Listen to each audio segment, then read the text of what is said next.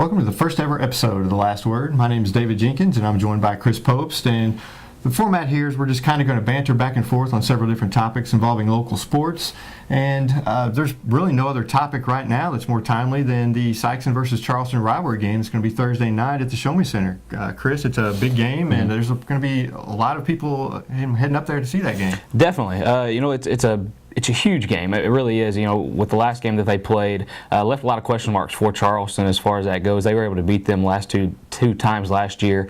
A 10-point win by Sikeston was huge for them earlier in the year. It really seemed to get them going, I think. The big question here is Charleston going to be able to get them this time? That's the question here. Playing in the Show Me Center, it's a different environment for them. Charleston obviously plays there. Sikeston has a few times, but big crowd is on hand. From my understanding, a limited number of the courtside seats, and we'll talk about the ticket prices in a minute. They're still available. A lot of the tickets for the admission, I'm assuming a lot of people will buy tickets when they go to the game, but ticket sales aren't doing great. They're good, but they're not great. A lot of people are excited about this game, and it really is the two best teams going at it in our area. Jinx, I got to ask you, as far as the game goes and playing in the Show Me Center, do you think it's a good move for these teams to go there? Not for Charleston, I don't. I don't think it is a good move for them at all. I mean, if you're Charleston, I think you want to play in your smaller gym, have more of your home fans there. The fans are right on top of you. It's a great. Charleston plays very well at home. Sikeston's played pretty well there in the last few years, but each year is different. And this is Charleston's trying to get back at Sikeston from their loss earlier in the year. So I think that for Charleston it's not a great move. For Sikeston, it's a great move to get up there. They're going to have. I would say Sikeston's going to have more fans there. The bigger floor is also going to help Sikeston out. They're very quick, and it's going to really help them.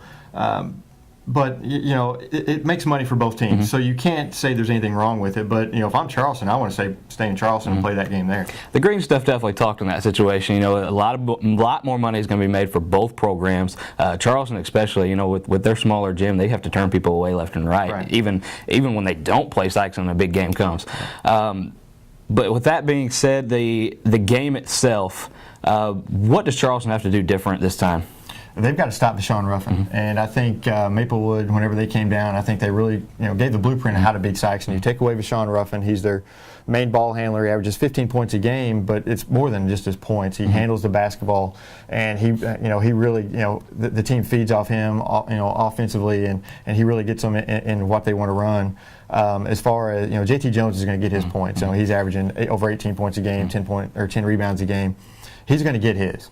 And I think if Parham and Charleston, I think if they take away Ruffin, I think they can win this game. And with Maplewood's coach Frazier, being a Charleston native, that he's talked to Charleston and he's told them, hey, this is how we beat them. This is how you can do it. Charleston has the athletes. I don't think they have the horses to stop JT. He's going to get his, like you said.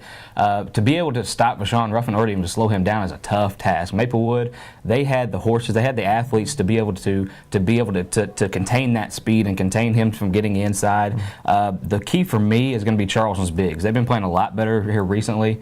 Shandor Webster, Darion Carter, those guys are going to have to step up and try to grab some rebounds that JT Jones just seems to get on a nightly basis. He has great footwork, great hands around the basket. He can get his. The key to me is going to be the bigs for Charleston, and Sikeston comes in still ranked number 1 in Class 4. Charleston's number 2 in Class 3.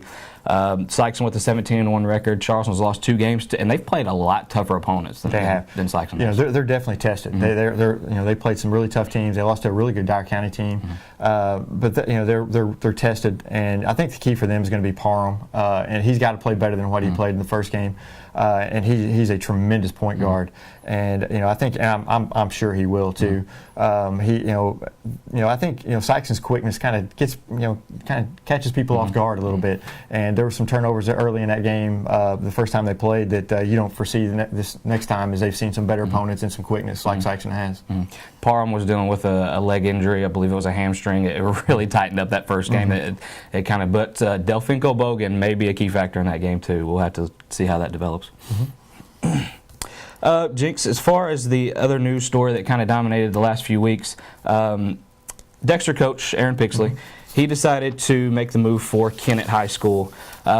You're a Dexter guy. Yeah. You know the kids. You know the players. You know the administration there. Was this the right move for Kennett or the wrong move for Pixley? I think being a Dexter guy, I hate it for Dexter because he's the best coach Dexter's ever had. More wins than any other coach. He's stayed there longer than any other coach. He's done a great job for Dexter, and I hate seeing him go, but it's the right move for Kennett. Kennett, they've had 4 winning seasons since 1986. In the last 50 years, they've only had 11 winning seasons. And we've seen the athletes that they put out on the basketball floor and stuff, and every year you wonder, how are they not better at football?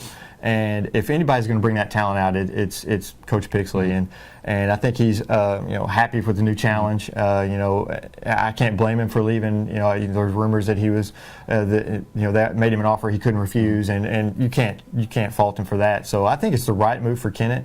It'll be interesting to see if he can get those kids, those athletes coming out, but. They've had a lot of athletes there in the past and they haven't been able to do it. So we'll see exactly how good a coach he is.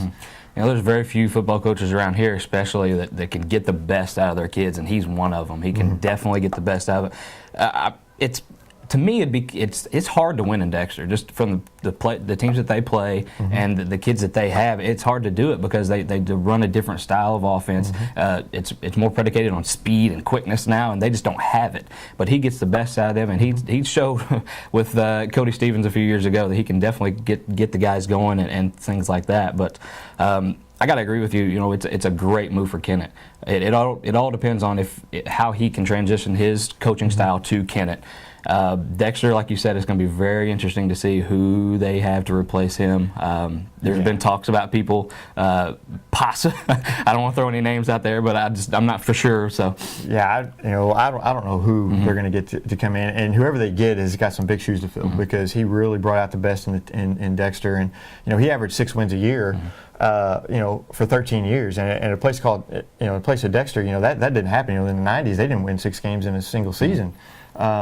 So he really turned that program around and did a great job with them and knew exactly how to coach the talent. He was born and raised there. He was a big star in the 80s. Whenever they had some of their best teams ever, and so it's really sad to see him go as a Dexter fan, but I'm kind of interested to see what he can do in Kennett because I think he could have some really, really good teams down there if he gets those athletes and turns them into football players.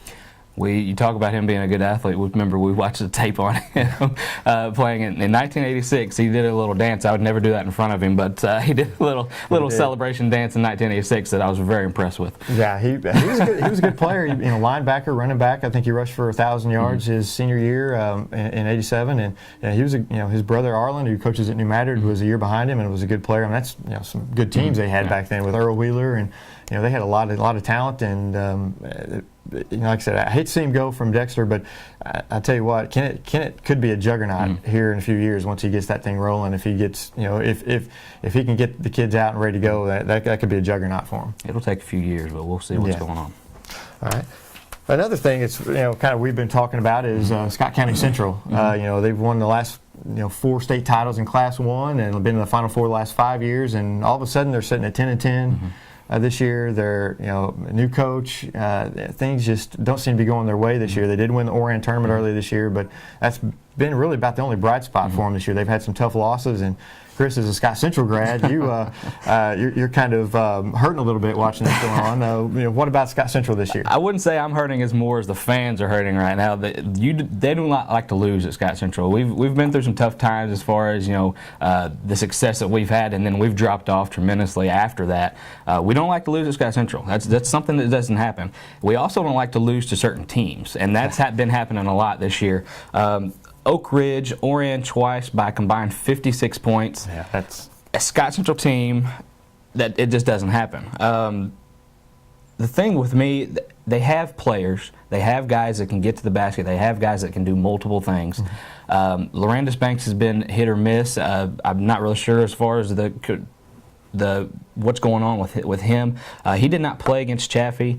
Chaffee was another loss, 17 points, first loss to Chaffee since the 2000 season. That was a down year for Scott Central, obviously, but that just does not happen. I think that opened a lot of eyes. We were talking about that Friday night. That was just a shocking. Not that they lost, but by that margin. And obviously, Banks not being there makes a big difference. But still, even if he was there, if it was the same situation, it was going to be a close game. And it's just, Scott Central's not used to playing teams like Chaffee close and some other schools. I think they lost to Advance earlier in the year. That doesn't happen a whole lot. And they're just, it's a different, it's the coaching, I know they have a new coach. Are they just getting used to the new coach? Is he bringing a different style? Is that playing into it? It's definitely, it's the same style. They like to press. They like to do their things. They like to be quick on their offensive side. They've never really been a great half-court offensive team. And that's not to say that these teams that they're losing to are bad. They've definitely improved. I mean, it's kind of like you see these teams, they'll struggle, and then they'll come on. They get some athletes. Chaffee's definitely improved. Orion is ranked in Class 2. It's not like they're losing to chumps here, but still. They've switched some things with their defense. They've went higher with it. They went lower with it. They're having trouble people beating them on the press. It's nothing, like that as far as that goes. But with those big losses, it's definitely an eye-opener for them. I had them going for a possible state appearance again this year. With Leopold and as strong as they are, who just beat Orion this Friday, I'm not seeing it. Yeah. Well, I will never count out Scott Central in district time until they lose. Yeah. So I'm still a believer in Scott Central until they lose, because they just they just know how to win when it's crunch time. But we'll definitely see this year. It's going to be a tough test for them. Maybe I'll get you a shirt. Another thing, we received an email not too long ago from a concerned reader of ours. It said it's about how we distribute our coverage as far as that goes, and even the schools is how they support other sports in their school. Obviously, football and basketball are going to be the big draws for that, and they're going to see all the support as far as that goes. But I'd like to get your thoughts on that. They focused a little bit on girl sports, and them just kind of not seeing the support as much as the boys. In particular, Sikeston. Just not Sikeston, but in general, I think schools just don't really care about girls' sports. I don't know how many times I've been to girls' sports and there's no programs, there's no, they only pull out half the bleachers. You have no student support. You have no, there's just. I just don't think I think it's just something that they have to have. We'll have it, and we're not going to mess with it.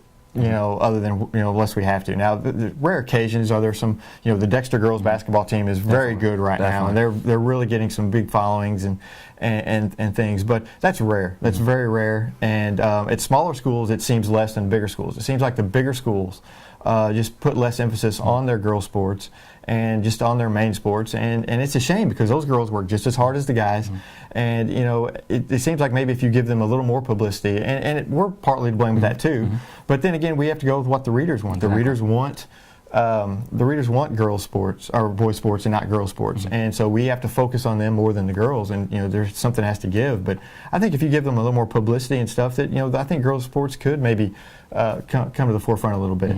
Well, there's just, it's not hidden, or nobody doesn't recognize this, that obviously the product on the floor or on the field is different. Just, the speed, the jumping and everything is different. It's a different game, and people like to see exciting, high flying, home runs in a baseball game. The small ball and softball, it just doesn't draw a crowd. The money is going to go where the crowd's going to go, and it's all fueled by money and everything like that. But you're right. When you have rare occasions with the Dexter girls, like the 2008 Dexter girls was the best team that I like to see play on the field with on the court. Excuse me. But as far as that goes, it's just different. And it could be solved too a little bit. In Arkansas, they play their varsity girls before their varsity boys on Tuesday and Friday night, so they get the big crowd in there, and the girls want to come out and play and everything. So there are some solutions that I think people should maybe look at a little bit. But like I said, I just think it's a necessary evil for some schools, and that's how they want to leave it. All right, Jinx, we have a few interesting games this week. I'd like to get your intake on that and see who you think will pick our winners and losers here. First game, number 4, Portersville versus number 5, Malden during the first round of the Boot Hill Conference Tournament. Who you got? I've got Portersville in that game. They definitely have some athletes there. Charleston at Jackson, a big game, a tune-up game right before their big one against Saxon. Charleston's going to be ready to go. They're not going to overlook Jackson. I think they're going to win that game. I'll take Charleston as well. Poplar Bluff at New Madrid County. Jimerson, as we've said, has been playing outstanding. Most valuable player in this region so far. Who you got? Oh, definitely. With Jimerson playing as well as he is, 41 points on Friday night, I think New Madrid's definitely going to win that game. Talked about him earlier. Kelly at Scott Central. Well, I said Scott Central was going to be there at district time at the end, so I'm going to go ahead and go with them over Kelly. I'll go with the Braves as well. I'll have a few people mad at me if I don't.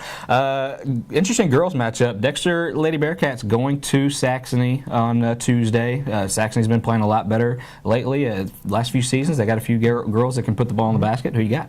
I'm a Dexter grad. I'm going with Dexter on that one. Homer. All right, Thursday, Advance at Risco. We'll throw some Risco love out there. Love Risco, love Coach Blankenship, but not in this game. Advance is going to win this one. Ethan Barr I believe, will have a field day. Friday, Sykes at Poplar Bluff. Big game after them. Possibly a trap game there. Maybe, but no. Saxon's going to win that game. They'll roll 20 points or more. Also, Dexter at Advance. Dexter, I see one or two more wins for Dexter this year, and Advance is not one of them. Advance will win that one. And the SCC Braves at Holcomb's going to be a tough one for them there. Yeah, Holcomb's going to win that one. They're tough. They're really good. And also the big one, Sykes versus Charleston on Thursday. Tough game. Big crowd is expected. Come on out to see a great ball game. Jinx, who you got? I'm taking Charleston. It's tough to beat the Blue Jays twice in 1 year. I'm going to go ahead and take Charleston. And I will say, go Blue Jays. And for that is the first episode of The Last Word. And we will be back in 2 weeks, 2 weeks from today. So we'll see you then. All right. See you later.